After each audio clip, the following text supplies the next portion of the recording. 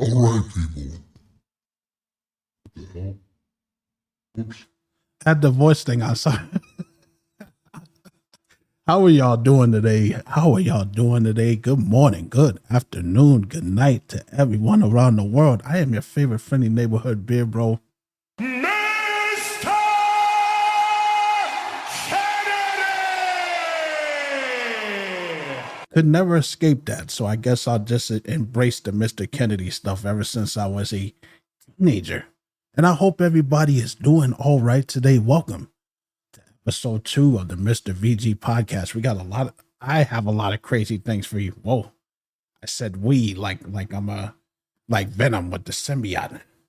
I have a lot of news for y'all. I hope that everybody had a good weekend. I can't believe that it's already June. Half of the year is over. Next thing you know, it'll be 2026. Anyways, though, let's get on with this.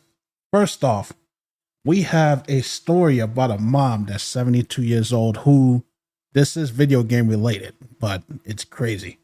She shot her son in the stomach. And you'll never guess why she did that. Because her son was playing his video games too loud. Let me repeat that. She shot her son in the stomach because he was playing his video games too loud. Hazel Benson, 72 years old, faces charges of aggravated assault, disorderly conduct, and discharge of a firearm within city limits after allegedly shooting her son Saturday night at her Mesa, Arizona home. 12 o'clock news reported Benson, who called 911, told the cops that she shot at her son, then threw the gun in the canal. According to the report, she said she didn't know if she had hit him or fired the gun, and she was at the back door when she did it. Officers found her son outside their home with a gunshot wound in his stomach. That is insane. It says about an hour before the shooting, Benson had called the police to come to her home because she was upset that her son was playing the video games too loudly. According to the court documents, following the dispute, her son went on a walk to calm down. Officers told Benson during her first call that her son had legal standing since he lived in the home too. So she shot her son because he was playing his games too loud. Whatever happened to just saying, hey, son, do you think you could turn down the TV a little bit because you're disturbing me? Never once in my life, being around my dad, did he ever feel the need to pull out a gun and point it at me and say, turn that shit down. That's insane. At least the son is okay. He's in stable condition. He didn't die. But if you're going to pull out a gun and shoot your child because they're playing the video game too loud, you shouldn't be a parent. You should be locked up in a padded room somewhere. That's some crazy shit, man. Like, what is this world coming to where you can't even communicate anymore? Everybody feels the need to be physical and have to fight and have to do violence and stuff. I don't understand it. So, of course, she's facing charges, and as she should, because you don't just pull no gun out and shoot somebody for some bullshit like that. So I just figured that I would read that to y'all because that's some crazy shit right there. Now on to some happy news. From bad news to happy news. Onimusha 2 has been released. It was released actually last week to be exact. They released Onimusha 2 Wait, hold up. I'm sorry. Yes, Onimusha 2, they released that for the PS5 and the remaster. So I was happy to see that they are bundling it with the original Onimusha. For those of y'all who don't know what Onimusha is, it's kind of like Biohazard. It's like Resident Evil, only with samurais and stuff like that, which is, fun fact, it was originally supposed to be a Resident Evil game. There were a lot of games that started off as Resident Evil projects that went off to be their own thing. Onimusha just happened to be one. It was supposed to be called Biohazard, I believe Biohazard Japan or Feudal Era, but then it looked too different from what Resident Evil was, so then they ended up just calling it Resident Evil. They ended up calling it Onimusha. there was another one. Haunting Grounds started off as a Resident Evil game too, but it looked too different. So then they called it Haunting Grounds. And then, of course, the original version of Resident Evil 4 looked too different from Resident Evil, and that went on to become, you guessed it, Devil May Cry.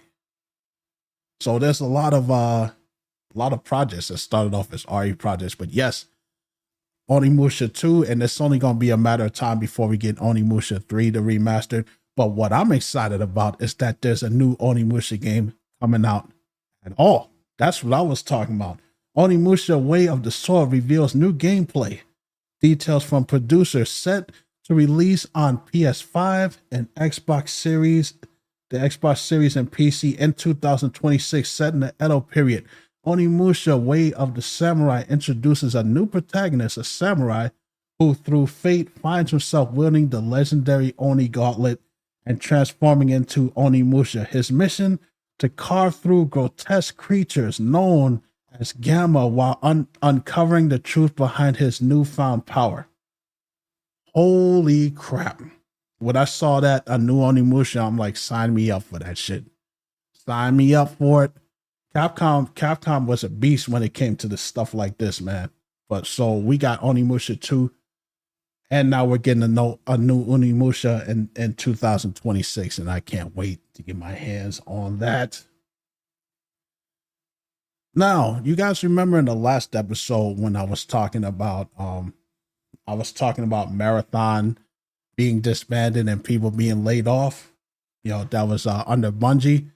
There's a follow-up to that. It says Bungie leadership needs to be gutted. A former Marathon dev says that Bungie was extremely toxic and humiliating to work with.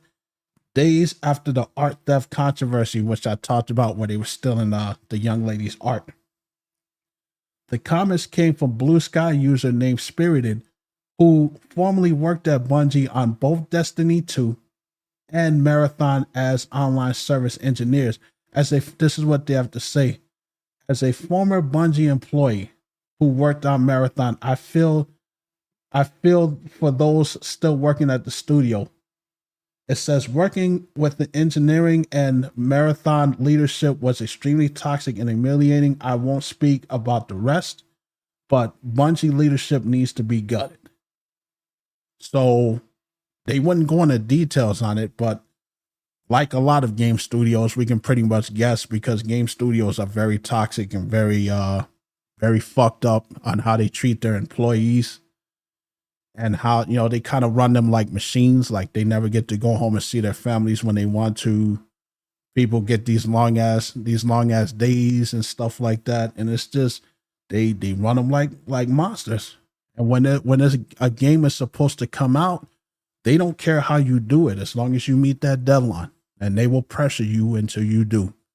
Or, you know, you'll be working on a game and just out of nowhere, they just come out of nowhere and just cancel the game, and all your hard work is just right down the drain. So I've heard stories about how they treat people.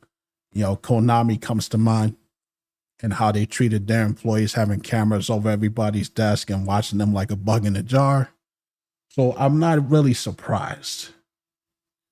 You know, they, like I said, they literally cut 220 employees, which I talked about the last show, man. So it's like, holy crap. Yeah, I hope they get this shit together, man, because you have a lot of people at the top of these video games who are not video game fans. They don't have the video game fan mindset. They're just businessmen who only want one thing, to make money, which you should as a business. But you also got to treat your people right, man. You're going to get 100% out of people that work for you when you treat them good. When you make them, you know, you got to be firm. You can't be a doormat boss, but you have to respect your employees, and you'll get that respect back. That's all I got to say about that. For the three people who care, Fortnite is finally back in the US on iPhones. It's been gone for a while. It says Fortnite is once again available on the iOS App Store in the US. According to Epic Games, you'll get it from the App Store. Epic says it returned to the Epic Store and the Alt Store as well. Apple kicked Fortnite off.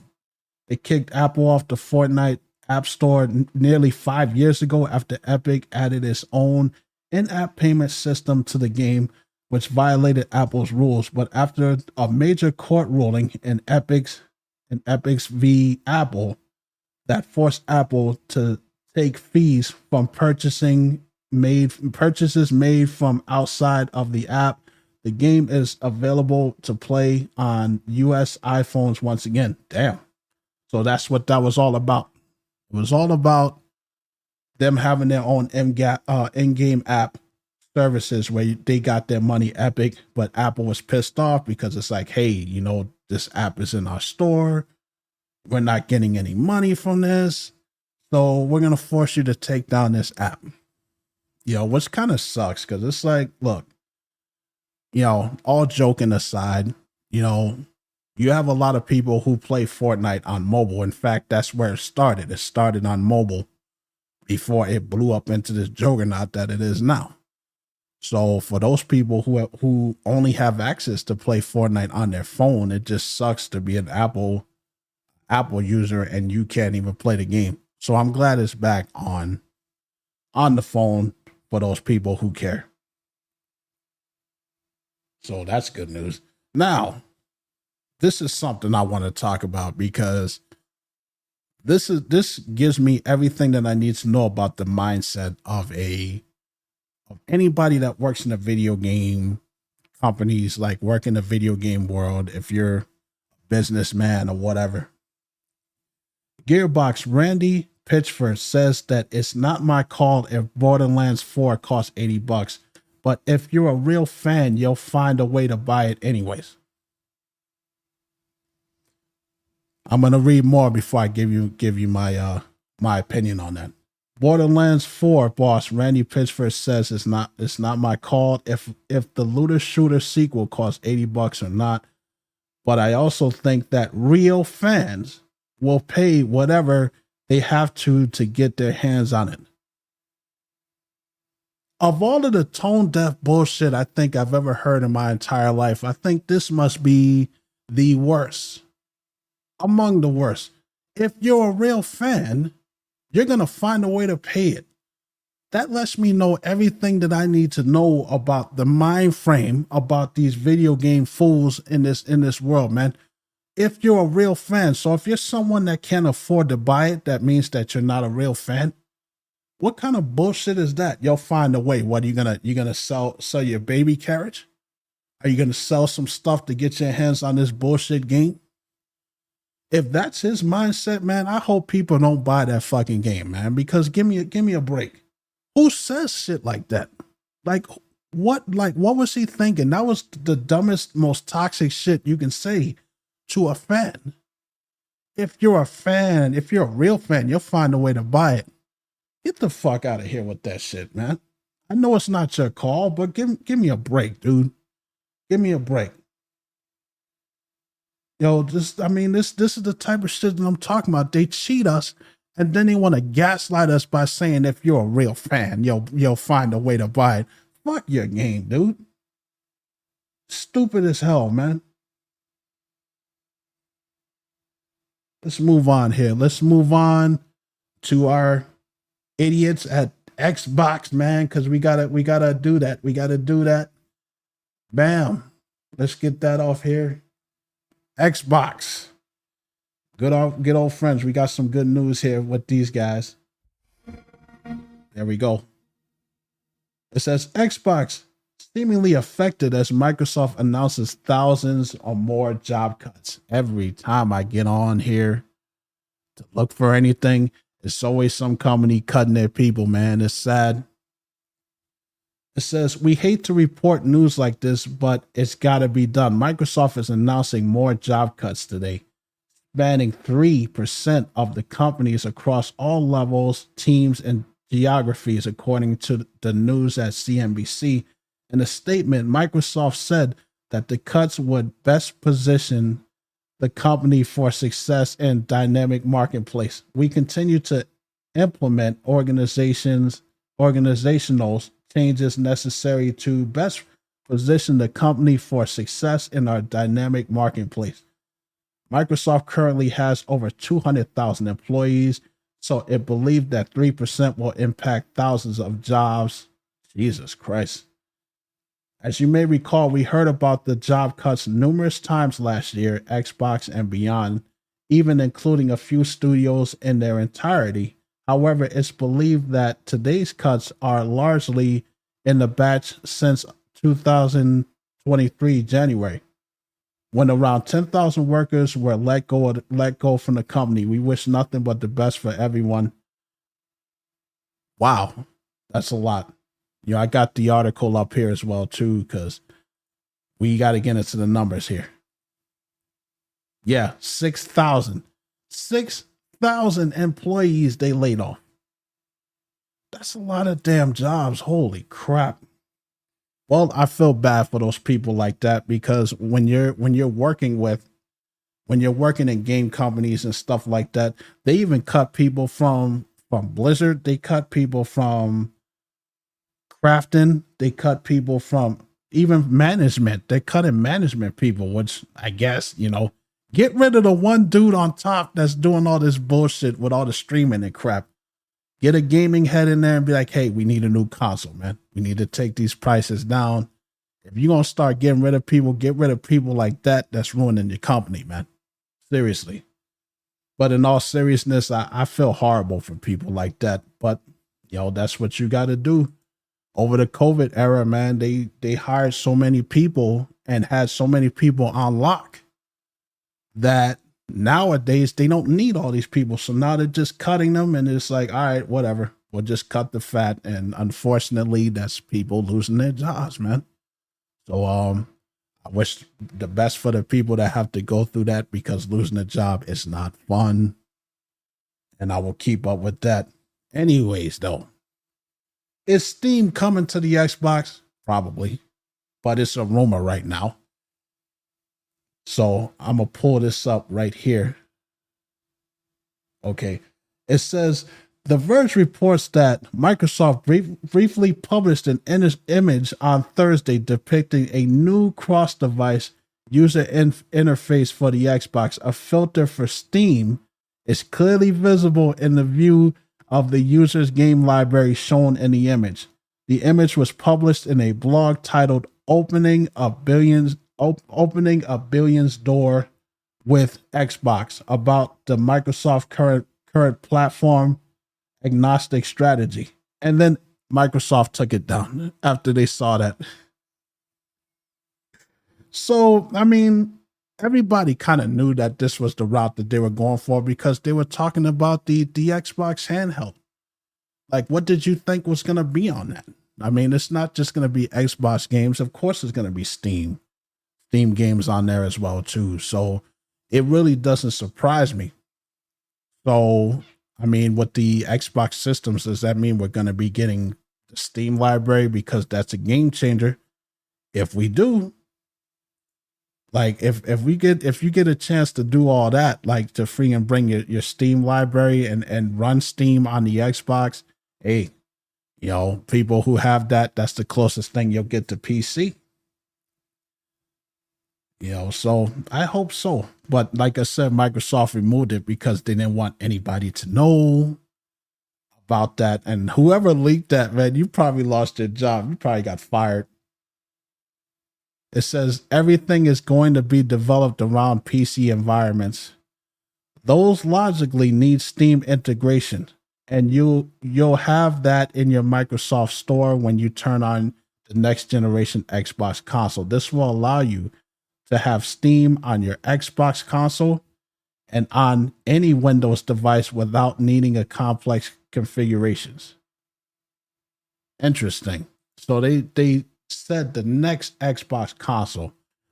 Now, I've been seeing a lot of stuff on this. I don't know what route they plan on going in. Some sites say that it's a handheld. Some sites says that it's the next console. We don't know. We'll just have to wait and see. But we do know that it's gonna have Steam on it. I mean, that's pretty much what it is. Like, I absolutely believe that. So yeah, that would be a game changer. It's better than a damn streaming box, because that's the last thing that I need, an entertainment box where I can watch Netflix and all that shit. Anyways, though, moving on. Game director leaves Xbox and Obsidian for Netflix studio.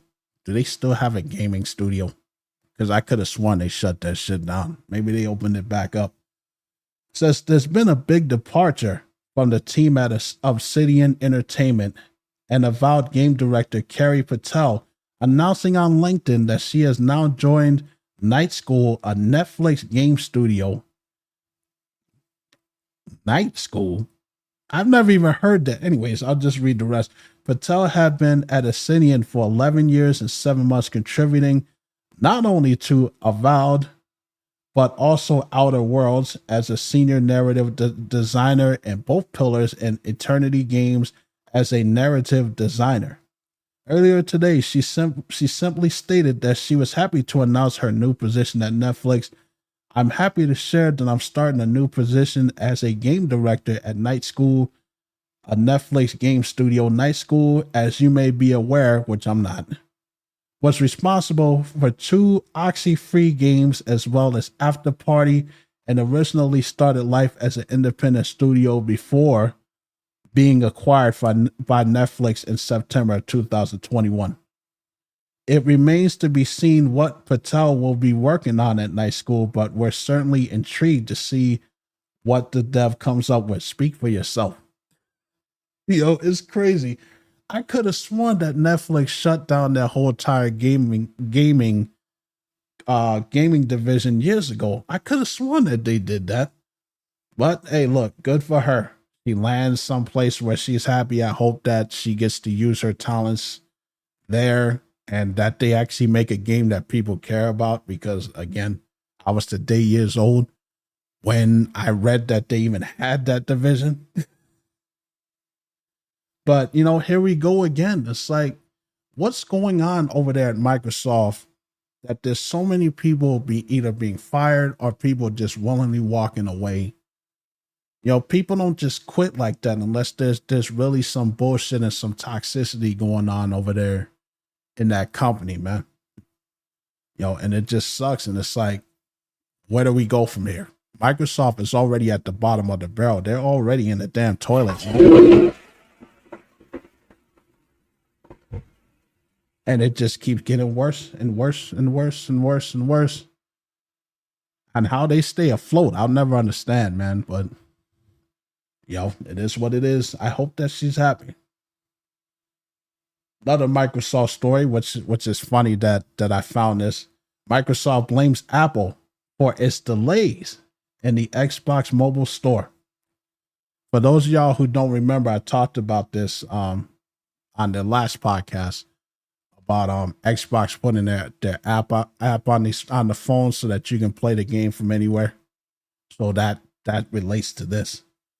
There's a year ago, Xbox President Sarah Bonds revealed that Microsoft was planning to launch a new Xbox mobile web store app in July 2024. That never happened. I've been wondering what happened and what was the holdup over the past year. Microsoft filed a file on Tuesday in support of Epic Games' ongoing fight with Apple's control over the App Store. Remember, I just mentioned that with the Fortnite. So that's all that ties into that. It's saying, hold up, let me find my place again. What happened? Blah blah blah. Lost my place here. Okay, over Apple's control. The brief takes issue with Apple's attempt to overturn the injunction that allows Epic and other developers to freely advertise alternative payment methods in their apps and not have payment Apple additions for purchase majors made outside of the apps. So in other words, they're going through the same shit where Apple wants their cut of everything. They want their payment to go through the Apple Store instead of it being in game like every other game was. So Apple's just being greedy. Anyways, though, it's saying it is a key ruling that has already allowed Fortnite to return to the App Store in the US, complete with the ability for Epic Games to link out its own payment system inside the game. Microsoft wanted to offer a similar experience for its Xbox mobile store prior to the ruling, but it says its solution has been stopped by Apple. So Apple is interfering with that. So I guess we'll be getting the Xbox app on everything else except Apple until they figure out what the hell that's going to be. Apple needs to stop being greedy. Look, I get one in your cut, but it's these people's games, man. You can't tell them that they can't have in-game purchase, in-game purchase system where they can buy stuff, cosmetics and weapons and stuff. Every other game has been like that. Why is Apple trying to be an asshole about this? And what's going to end up happening is if they keep being greedy like that, you're going to have a lot of gaming developers that are not going to want to put their game in your shop. They're not going to want it in your app store, man. So for those people who are looking forward to that, for the Xbox app to be on Apple and iPhone, you're going to have to wait a while, folks. And it sucks. Now, that's it for the Xbox news there. Let's get on with our good friends at Sony, because we got news for them too. We got a follow-up on the Stellar Blade stuff. First off, the good news that I found out that the Stellar Blade developer plans to release a sequel before 2027. Now, he didn't say what he planned on doing, but that's what he wants to do. And I'm all for it because Stellar Blade is awesome.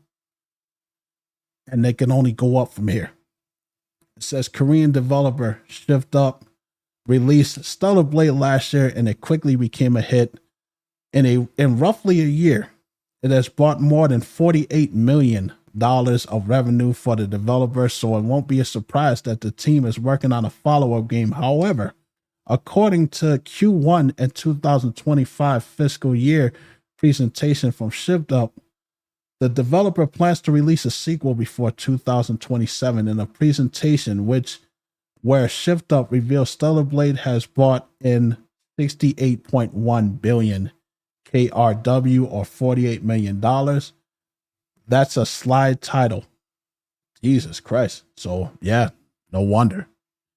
They did so good with that. It's been such a success. I hope we do get a sequel, man, because I definitely want to play that. I played the first one. I'm going to be streaming it soon.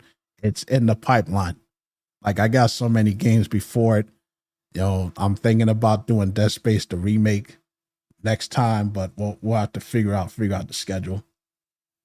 More on the controversy that's going on with Stellar Blade and why it's been blocked on PC in so many different countries. It says Stellar Blade developers in talk with PlayStation over region lock issues ahead of the PC release. We are closely discussing the region lock issues with the publisher and are doing our best to resolve most of it as soon as possible.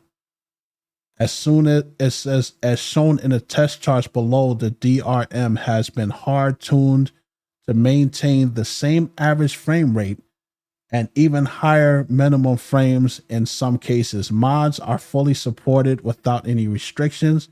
PSN connection entirely optional but not required. Both PC and PS5 versions offer the same content. We will make sure that early buyers are never at a disadvantage through the future updates. We'll keep you updated as soon as we have more to share. Now, if y'all remember, I believe it was blocked in 150 countries before it was even released for the PC. And they're still trying to figure out what the hell's going on. They're still trying to figure out why. Now, I assumed when that happened, because remember when before the game even came out for the PS5, there was controversy on how the protagonist was dressing, the costumes that they gave her and stuff like that. And people were up their own ass about that stuff. So that's what I assumed it might be. But then they went and they updated it and they changed everything. So she's not as revealing as she was before the game came out. And then they had the PSN account where they were trying to force people to have a PSN account in order to play the game on PC. Sony learned their lesson on that shit. They're not doing that anymore. So the whole point of this thing being region locked, it's just nobody knows why. They're keeping it close to the vest, but I'm keeping up with the story and I'll keep y'all updated. But at least Shift Up is talking. They're talking to Sony to try to get this issue fixed. And as more comes out, I'll let y'all know about it. Now, back to a bad story here. Hold up. Let me take a drink of water for the working.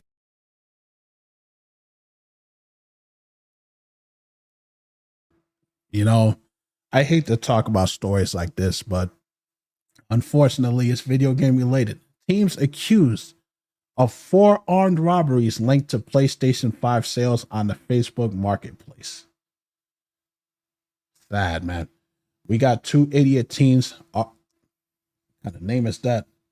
Arlias Jones, he's 18 years old, and Demonic Logan. Ain't that a fitting name? Demonic Logan. It says that he's 19. It says are each charged with 2 felonies. Logan faces first-degree robbery and armed criminal actions, while Jones is accused of being an accessory to the first-degree robbery and accessory to armed criminal action. Court document details that over the course of 3 months, both Jones and Logan were involved in 4 different alleged armed robberies for PS5s, folks. It says around 10 p.m. on March 6, 2025, the victims told the police he met with the suspects to buy a PS5 that they had listed on Facebook Marketplace. When the victim asked what was inside the box, one of the suspects allegedly pulled out a handgun and pointed it at him, demanding his money. The victim complied and gave the suspects $250 in cash, after which they dropped the box and ran. The victim looked inside the box and there were only shoes. So that's the first victim. The second victim, around just after 10 p.m., this was April 14, 2025. So this is all the same year. The Kansas City police was dispatched to the scene after a alleged armed robbery. There was the victim, and he witnessed where that they were waiting in the car for the purchase of the PS5 that had been listed on the Facebook Marketplace. The 2 men walked up to the car. The victim assumed that they were the sellers and got out. He told the police that the suspects again pointed a gun at him and demanded his cash. I'll shoot you on my dead brother. And he gave him $260 in cash, and then they ran. So that's the second victim. The third and fourth victims. It says that the KCPD was called to another report of armed robbery around 3:20 p.m. April 30th. So this is literally like the following week. The third victim said that he was asked by one of the suspects before if he would take $230 for the PS5 listed on the Facebook Marketplace. When the suspect agreed, the victim then asked for the video of the PlayStation turned on to make sure that it works. The suspect sent 2 videos, so the suspect agreed the next day. The third victim's mom drove the victim back and forth to the meeting place when they saw the suspect standing on the street and with a camouflage backpack. When the victims got out of the car, one of the victims tried to look inside the backpack, but the suspect said not to do that and grabbed his cash for $230. It says that the third victim said that the suspect started walking away, so he looked inside the bag and saw that there was no PlayStation. Both victims started to follow the suspects and told him to come back, but said one of them suspectedly reached into his pants pocket and threatened to kill them if they came any closer. So that's the third and fourth victim. And we got the fifth victim. This is the last one. The fifth victim recalled reaching out to one of the suspects on Facebook Marketplace after seeing the PS5 sale. He told KCPD he intended to buy it for a graduation present, so he met with the suspects outside a home at noon, May 16th. So this is in May. Literally last month, 2025, when the suspect asked for the money, the victim pulled out three $100 bills and held the bills in the air to show the blue line, proving that they were real. One of them poked him in the side with something. The victim said that he looked down and saw a Glock handgun pressed up against his side. The suspect said, you got, or I'll shoot your ass.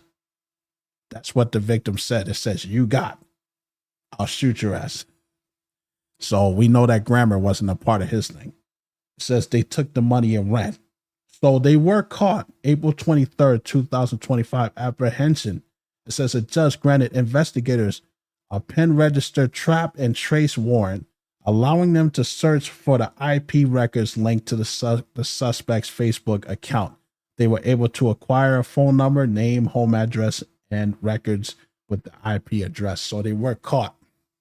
Sorry for the long read, but I just wanted to read this because this fucking sucks, man. You know, it's already hard enough to get the money to buy these consoles. Like, y'all saw how expensive these PS5s are and the Xbox Series and the Switch. A lot of people, they work hard and they save their hard-earned money, and then you got bastards like this who just go around robbing people. Why? Like, what is the point of that, man? What could you possibly need to have to screw a lot of people over like that? You're going to scare people away from trusting Facebook Marketplace, which I really don't trust that anyways. But I mean, come on, man. You know, this is getting out of hand because you got people jumping handicapped people and stealing their stuff when they come out the store. I read that story before. That was a long time ago. People getting killed over this stuff, people getting shot and held up. And this is making me sick, man.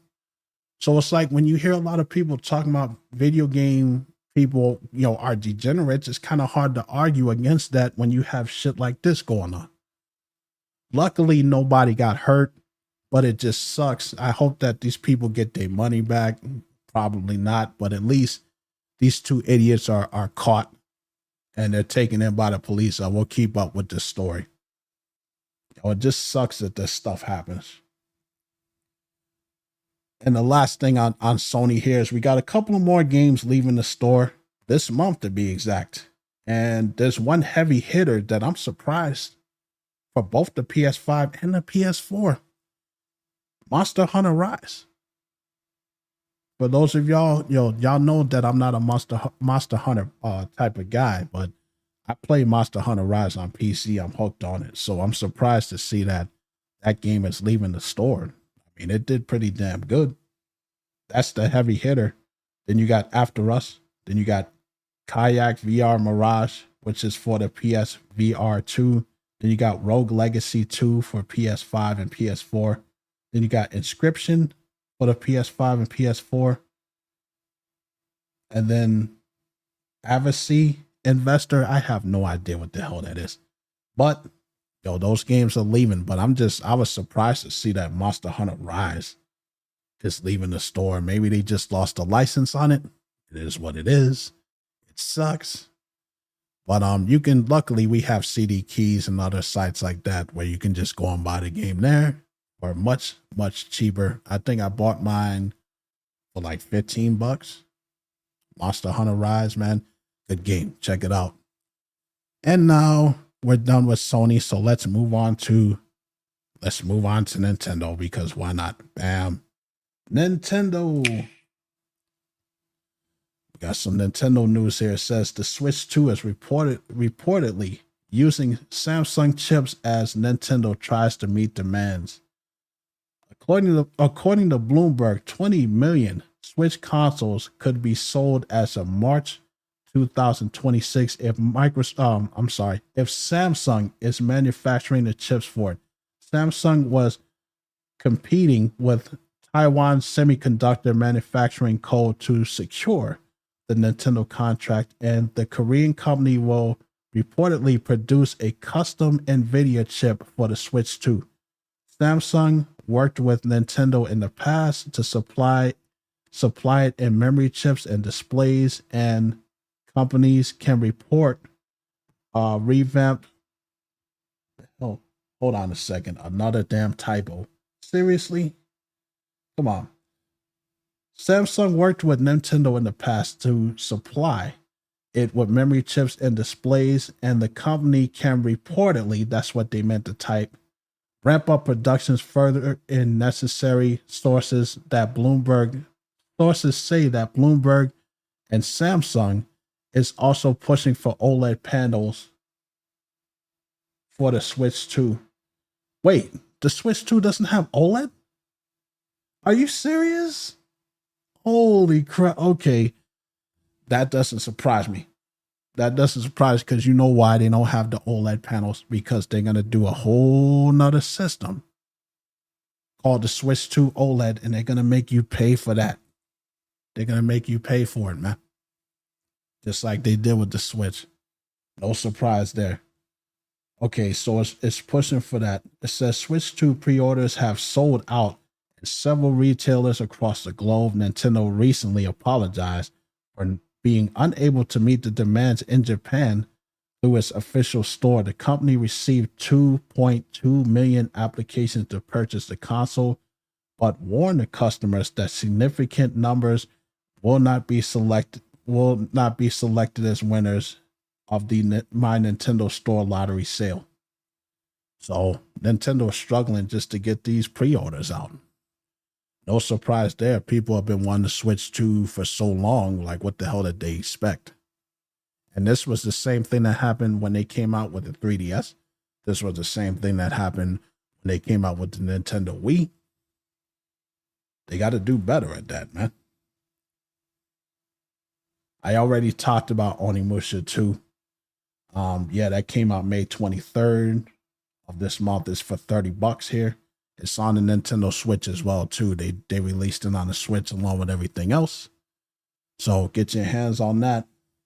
This is the thing that kind of gets me here. Remember when I talked about the Nintendo voice chat feature, the one where you have to be on the Nintendo online service in order to be able to use it?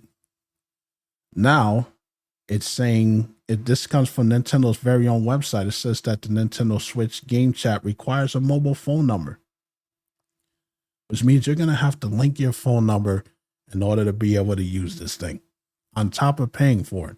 So those people who are worried about, stuff not, potentially getting leaked, you got to link your phone number to this thing in order to use that. What game chat ever has ever required you to have your phone number or your email or any of that shit when you're playing video games? You just load in and you talk to people.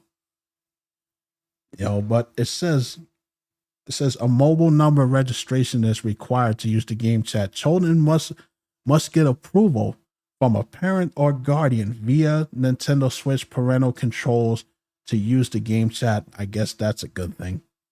A small notice towards the top of the page reads that the US game chat section of the website expands on it a little further, explaining that as an additional security measure, text message verification is required to set up game chat. So you would have to register your phone number to get a text message.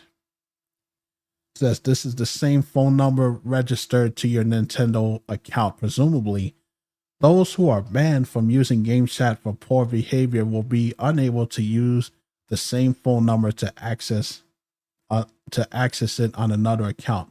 The requirement is also likely to intend to help prevent children from accessing services without their parental permissions, which is required for those under the age of 16. Children that are young are unlikely to have access to the mobile phone, potentially easing some of the parental concerns that game chat could be used to communicate with strangers online.